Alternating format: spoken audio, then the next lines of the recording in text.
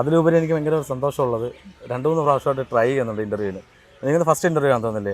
Credit നമുക്ക് തന്നെ ഇരുന്നോട്ടെ. പറയൂ വിശേഷങ്ങൾ, സീരിയൽ വിശേഷങ്ങൾ പറയൂ. എക്സ്പീരിയൻസ് എന്ന് പറഞ്ഞാൽ നല്ല എക്സ്പീരിയൻസ് ആണ്. പിന്നെ പറഞ്ഞൊക്കെ കേട്ടൊക്കെ അറിവുണ്ട് അച്ഛൻ്റെ അടുത്ത് നിന്നൊക്കെ.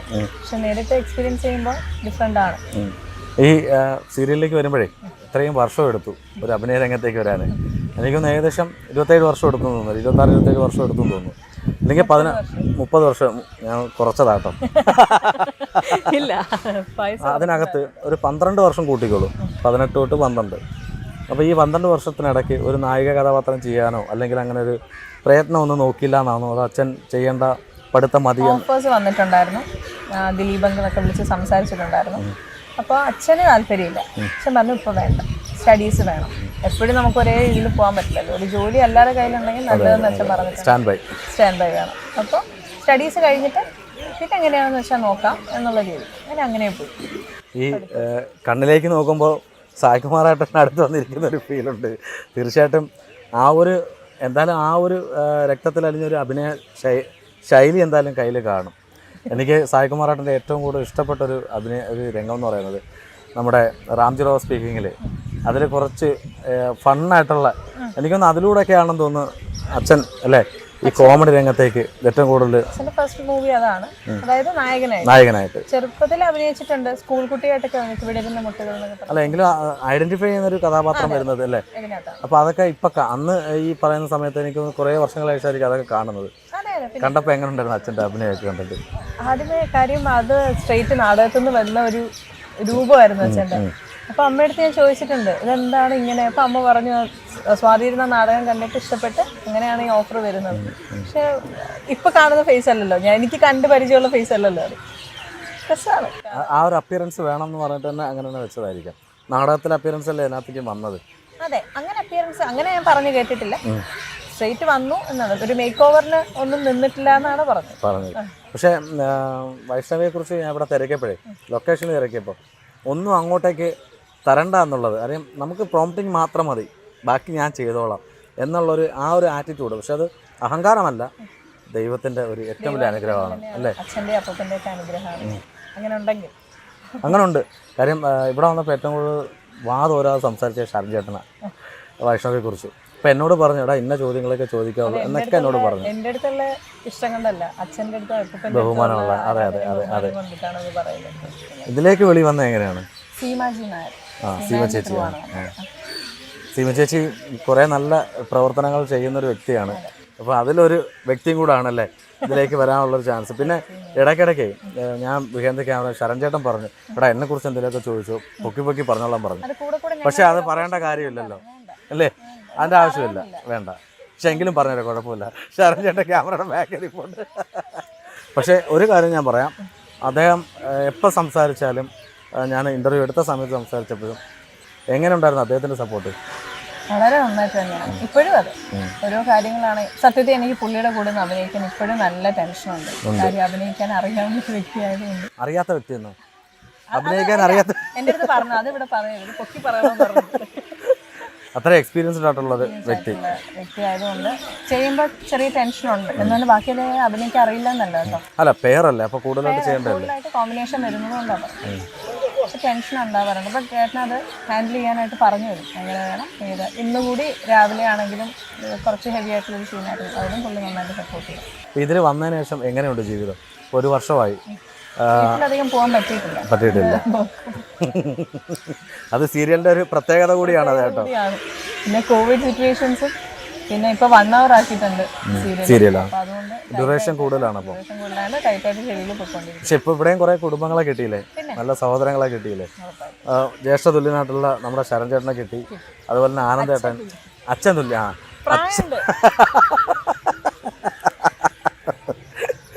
പക്ഷെ എനിക്ക് തോന്നുന്നത് അവർ രണ്ടുപേരുടെയും ഒരു അഭിനയ ശൈലി അല്ലെങ്കിൽ ആ ഒരു ആശീർവാദം വൈഷ്ണവിയിലേക്ക് വന്നുകൊണ്ടായിരിക്കാം ഇതിലധികം ടെൻഷൻ ഇല്ലാതെ അഭിനയിച്ചു തോന്നുന്നല്ലേ. അപ്പോൾ ഫസ്റ്റ് ക്യാമറ വെച്ചപ്പം ഏത് സീനാണ്, ആരുടെ കൂടെയാണ് എടുത്തത്? ഫസ്റ്റ് സിംഗിൾ ഷോട്ടാണ് എടുത്തത്. ഗേറ്റ് തള്ളി തുറന്നു വരുന്ന ഒരു ഷോട്ടാണ് ഫസ്റ്റ് എടുത്തത്. ഇതിനെപ്പറ്റി കൂടുതൽ അറിയാത്തത് കൊണ്ടാണോ ചിന്തിക്കാത്തത് കൊണ്ടാണോ എന്നറിയില്ല, ടെൻഷനൊന്നും ഇല്ലായിരുന്നു, ഫുള്ളി ബ്ലാങ്ക് ആയിരുന്നു. വന്ന് നിന്ന് ചെയ്തു. ആരാന്നൊന്നും നമ്മൾ നോക്കിയില്ല, നമ്മൾ ഒറ്റ ചെയ്തു. എന്താ അറിയോ, അച്ഛനും അപ്പൂപ്പനും ഉണ്ടായിരുന്നു. അപ്പൂപ്പൻ കൂടെ ഉണ്ടായിരുന്നു, അച്ഛൻ്റെ അനുഗ്രഹം ഉണ്ടായിരുന്നു. കാര്യം അവർ നാടകത്തിലൂടെ വന്നെന്ന് പറഞ്ഞാലും നാടകം എന്ന് പറഞ്ഞാൽ ഏറ്റവും പ്രയാസമുള്ളൊരു കാര്യമാണ് ലൈവായിട്ട് ചെയ്യുക എന്നുള്ളത്. എപ്പോഴെങ്കിലും കൊച്ചിലെങ്കിലും നാടകത്തിൽ അച്ഛൻ്റെ ഏതെങ്കിലും ഒരു നാടകം കാണാനായിട്ട് കൂടെ പോയിട്ടുണ്ടോ? ഓർമ്മയുണ്ടോ? ഇല്ല, അച്ഛൻ ഫിലിമിൽ വന്നിട്ട് അതിനുശേഷമാണ്. അല്ല, അത് തന്നെ നാടകം സിനിമ അഭിനയിച്ചതിന് ശേഷവും നാടകത്തിലേക്ക് 1-2 സായിക്കുമാരേട്ടൻ ചെയ്തിട്ടില്ല. പിന്നെ ചെയ്തു. സിനിമ ലൊക്കേഷനിൽ പോയിട്ടുണ്ടോ? ലൊക്കേഷനിൽ അച്ഛൻ അധികം എന്നെ അങ്ങനെ കൊണ്ടുപോകാറില്ല. പിന്നെ മാനാരമത്തെ സ്പീക്കിങ്ങിന്റെ ലൊക്കേഷനിൽ ജസ്റ്റ് ഒന്ന് കൊണ്ടുപോയി. അപ്പോൾ എനിക്ക് തോന്നുന്നത് ഈ ഓർണമെൻറ്റ്സ് ആയാലും നമ്മുടെ സീരിയലിൻ്റെ ആപ്റ്റായിട്ടുള്ള കാര്യങ്ങളാണ് അതൊക്കെ. അത് അർഹിക്കുന്ന കാര്യങ്ങളാണ്. അതിനകത്ത് ഡയറക്ടർ പറയാൻ നമ്മൾ ചെയ്തേ പറ്റുള്ളൂ. അത് മാത്രമല്ല, നമ്മൾ ഈ നോർത്ത് ഇന്ത്യയിലൊക്കെ സീരിയൽസിലൊക്കെ ഉള്ള ഒരു അപ്പിയറൻസ് നമ്മൾ ഈ സീ കേരളത്തിലെ ഒഫീഷ്യൽ പേജിൽ അങ്ങനെ എന്തെങ്കിലുമൊക്കെ കമൻസ് വരാറുണ്ടോ? കമന്റ്സ് നെഗറ്റീവായിട്ടും പോസിറ്റീവായിട്ടും വരാം. എന്ത് കാര്യം വേറൊന്നുമല്ല, നമ്മുടെ മലയാളം പക്ക സീരിയലുകളിൽ ഒരുപാട് അങ്ങനത്തെ ഓർണമെന്റ്സ് അല്ലെങ്കിൽ ഒരുക്കവും അങ്ങനെ കാണിക്കാറില്ല. വളരെ സാധാരണ രീതിക്കാണ്, നോർമലുള്ളതാണ്. അതെ. പക്ഷെ ഇതൊരു തെലുങ്ക് റീമേക്ക് ആണ് ഈ സീരിയൽ. എനിക്ക് തോന്നുന്നു മറ്റ് ചാനലുകളിൽ എടുക്കുകയാണെങ്കിൽ സീ കേരളത്തിലാണെന്ന് ഏറ്റവും കൂടുതൽ ഓർണമെന്റ്സ് യൂസ് ചെയ്യുന്ന സീരിയൽസ്. ഓർണമെന്റ്സ് ആണെങ്കിലും വേഷമാണെങ്കിലും ക്വാളിറ്റി ആണെങ്കിലും എല്ലാം കൊണ്ടും സീ കേരളം നല്ല മുമ്പിൽ നിൽക്കുന്നുണ്ട്. അപ്പോൾ നമ്മുടെ ചാനൽ തന്നെയാണ് ആവശ്യപ്പെട്ടത്, ഇങ്ങനെ വേണമെന്നുള്ളത്, ഹൈ ഗെറ്റപ്പിൽ തന്നെ ചെയ്യണം എന്ന് പറഞ്ഞു. എന്നെ കൊണ്ട് പരമാവധി ഞാൻ ചെയ്യുന്നുണ്ടെന്നാണ് എൻ്റെ വിശ്വാസം. ഉറപ്പായിട്ടും ഉണ്ട്. ഇപ്പോൾ ഈ ഇപ്പം ഈ ഒരു വർഷമായിട്ട് പോകുന്നുണ്ട്, നല്ല രീതിയിലാണ് പോകുന്നത്. ക്യാരക്ടേഴ്സ് നല്ലപോലെ എല്ലാവരും നല്ലപോലെ പോകുന്നുണ്ട്. ഇനി അടുത്ത ഓഫർ, കാര്യം ഒരിക്കലും ആരും വിശ്വസിക്കില്ല ഈ സംസാരിക്കുന്ന കേട്ട് കഴിഞ്ഞാൽ ഫസ്റ്റ് സീരിയലാണെന്നുള്ളത്. ഒന്നുകൂടെ ഒന്ന് പറഞ്ഞുതരാം പ്രേക്ഷകരോട്. ആദ്യത്തെ സീരിയലാണ്, ആദ്യത്തെ പ്രോജക്റ്റാണ് സീരിയൽ, നല്ല ഫസ്റ്റ് പ്രോജക്റ്റ്. അതായത് സ്ക്രീനിൽ കാണുന്നതന്നെ ആദ്യമായിട്ടാണ് എല്ലാവർക്കും. ഇപ്പോഴും അറിയാത്ത ആൾക്കാരുണ്ട്, ഇഷ്ടം പോലെ പേരില്ലേ. തീർച്ചയായിട്ടും നമ്മുടെ സായികുമാറിൻ്റെ മകള് തന്നെയാണ് വൈഷ്ണവി. അപ്പോൾ വൈഷ്ണവി ആദ്യം ഞാൻ കണ്ടപ്പോഴേ എന്നെ തൊഴിക്കൊന്നും ചെയ്യല്ല കേട്ടോ. സായികുമാറിൻ്റെ മകളെന്ന് എൻ്റെ അടുത്ത് അവിടെ വെച്ച് പറഞ്ഞു, നമ്മുടെ ജഗതിയിലെ വീട്ടിൽ വെച്ച്. അപ്പോൾ ഞാൻ അവിടെ നിന്നിട്ട് ഓടാ ഈ കിളവിയോ എന്ന് പറഞ്ഞു, എന്നെ ഒന്നും പറയല. പിന്നെയാണ് ഈ കാര്യം വെച്ചാൽ, അതെ, എന്ന് വെച്ചാൽ പിന്നെയാണ് ഞാൻ അറിഞ്ഞത് ഇത് ഫുൾ മേക്കപ്പാണ്. ഇപ്പം എൻ്റെ തെറ്റിദ്ധാരണ മാറി കേട്ടോ, ക്ഷമിക്കണം കേട്ടോ. ഞാൻ അന്നൊരു കോമഡി ആയിട്ട് പറഞ്ഞതാ, ഞാൻ വിശ്വസിച്ചില്ല സായികുമാറിന്റെ മകളാണെന്നുള്ളത്. അല്ല, വേറെ ഒന്നല്ല, ഈ ഗെറ്റപ്പിൽ നിന്നാലേ മനസ്സിലാവുള്ളൂ ക്യാരക്ടർ. അതല്ല, ബാക്കിയുള്ളവർക്ക് കണ്ടിട്ടില്ല അധികം മുഖം, നമ്മുടെ ഫോട്ടോസിൽ പോലും കണ്ടിട്ടില്ല. അച്ഛൻ വീട്ടിലുള്ള സമയം വരെ സോഷ്യൽ മീഡിയ ഒന്നും അധികം ഫേസ്ബുക്കും ഇൻസ്റ്റയൊന്നും അത്ര ആക്റ്റീവ് അല്ലായിരുന്നു. അല്ല അതിന് ശേഷമാണ് ഇതൊക്കെ വന്നത്. ഇപ്പോൾ ഈ ഒരു ഹസ്ബൻഡ് ഇത്രയും നല്ല സപ്പോർട്ട് ചെയ്യുന്നുണ്ട്. ഇനി അടുത്ത പ്രോജക്റ്റ് ഇപ്പോൾ ഇത് കണ്ടിട്ട് ആരെങ്കിലും ഒക്കെ വിളിച്ചിട്ടുണ്ടോ? വിളിച്ചിട്ടുണ്ട്, സീരിയൽസ് ആണെങ്കിൽ ഒക്കെ വന്നിട്ടുണ്ട്. പക്ഷേ ഇവിടെ ടൈറ്റായിട്ട് ഷെഡ്യൂൾ പോയിക്കൊണ്ടിരിക്കുന്നത് അത്യാവശ്യം പ്രധാനപ്പെട്ട റോളാണ് ഇതിനകത്ത്. അതെ, മെയിൻ ക്യാരക്ടർ അല്ലായിരുന്നു. അതുകൊണ്ട് ഞാൻ പറഞ്ഞില്ലേ, കണ്ടിന്യൂസ് ആയിട്ട് ഷൂട്ട് പോയിക്കൊണ്ടിരിക്കും, നമുക്ക് വീട്ടിൽ പോലും പോകാൻ സമയം കിട്ടുന്നില്ല. അപ്പോൾ എനിക്ക് തോന്നുന്നതേ, ഈ ഒരു ഇൻ്റർവ്യൂ കൂടെ കഴിയുമ്പോഴത്തേക്കിന് എനിക്ക് തോന്നുന്നത് ഏതെങ്കിലും സിനിമയിലെ ഡയറക്ടേഴ്സ് വിളിക്കാൻ ചാൻസ് ഉണ്ട്. കാര്യം നമുക്ക് ആഗ്രഹം അല്ല, നമുക്ക് അങ്ങനെ പോകണമെങ്കിൽ നമുക്ക് പോകാമായിരുന്നു. പക്ഷേ പഠിത്തം കഴിഞ്ഞു, സേഫായി, വിവാഹമെല്ലാം കഴിഞ്ഞ് നല്ലൊരു കുടുംബമായിട്ട് പോയിക്കൊണ്ടിരിക്കുക. പിന്നെ ഒരു നല്ലൊരു ഓഫറൊക്കെ വന്ന സിനിമ നോക്കിക്കൂടെ? പിന്നെ ഉറപ്പായിട്ടും പറഞ്ഞോളാം എന്നാ. ഉറപ്പായിട്ടും അത് ചെയ്യണം എന്ന് തന്നെയാണ് ഞങ്ങളുടെ എല്ലാ ആഗ്രഹം. കാര്യം ഇനി എനിക്ക് തോന്നുന്നു കൂടുതൽ ഇനി അമ്മ കഥാപാത്രങ്ങൾ കിട്ടാൻ ചാൻസസ് ഉണ്ട്.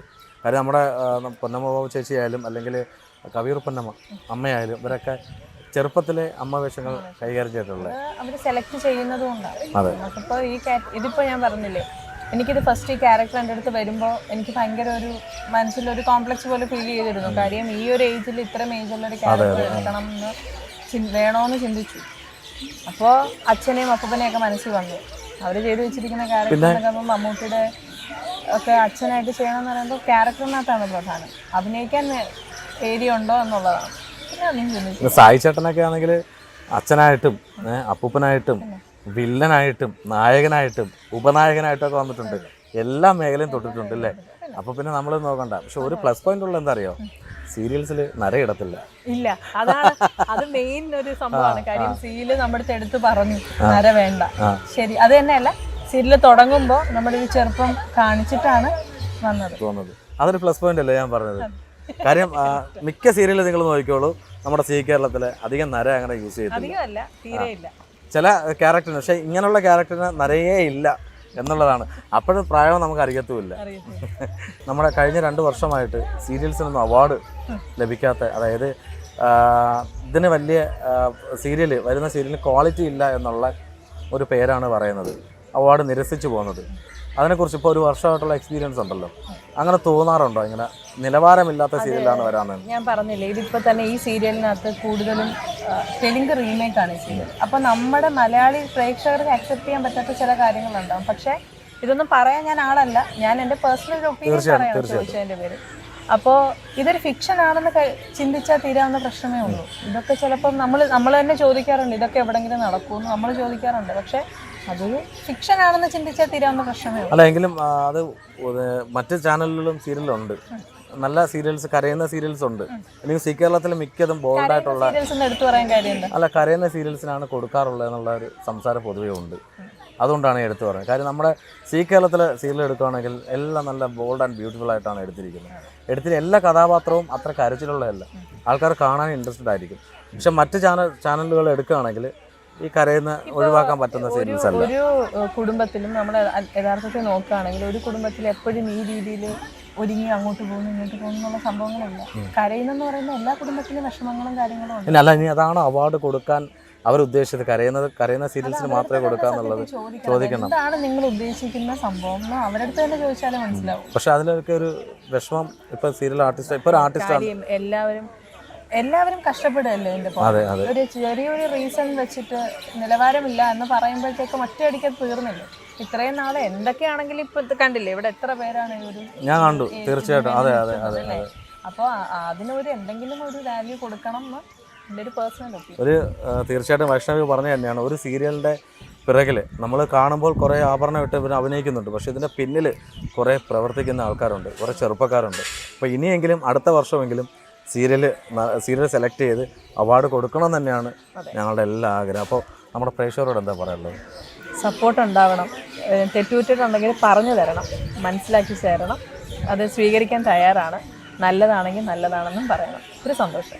അപ്പോൾ ഞാൻ പറഞ്ഞ പോലെ തന്നെ നല്ല നല്ല റോൾസ് കിട്ടട്ടെ. ഇനിയാണ് ചിലപ്പോൾ ഒരു നായികയാവാൻ പോകുന്നതെങ്കിലോ അറിയാൻ പറ്റത്തില്ല. ഉറപ്പായിട്ടും ലാലേട്ടൻ്റെ ചെയ്യാൻ അത് ഒരു സീനാണെങ്കിലും നല്ലോണം പ്രേക്ഷകരുടെ മനസ്സിൽ നിൽക്കുന്ന സീനാണെങ്കിൽ അല്ല, ഞാൻ പറഞ്ഞത് നായികയായിട്ട് വരട്ടെ എന്ന്. അയ്യോ അപ്പോൾ ലാലേട്ടൻ്റെയും മമ്മൂക്കയുടെയും ദുൽഖറിൻ്റെയും ഒക്കെ സിനിമകളിൽ, നമ്മുടെ ടൊവിനോയുടെയും പൃഥ്വിരാജിൻ്റെയൊക്കെ സിനിമയിലേക്ക് ഇനിയും വിളിക്കാൻ ചാൻസസ് ഉണ്ടാവട്ടെ എന്ന് ആഗ്രഹിക്കുന്നു ഞങ്ങളെല്ലാവരും. പ്രത്യേകിച്ച് എനിക്ക് ഒരു പടി മേളിലാണ്, നമ്മളൊരു നാട്ടുകാരനായതുകൊണ്ട്. അതെ,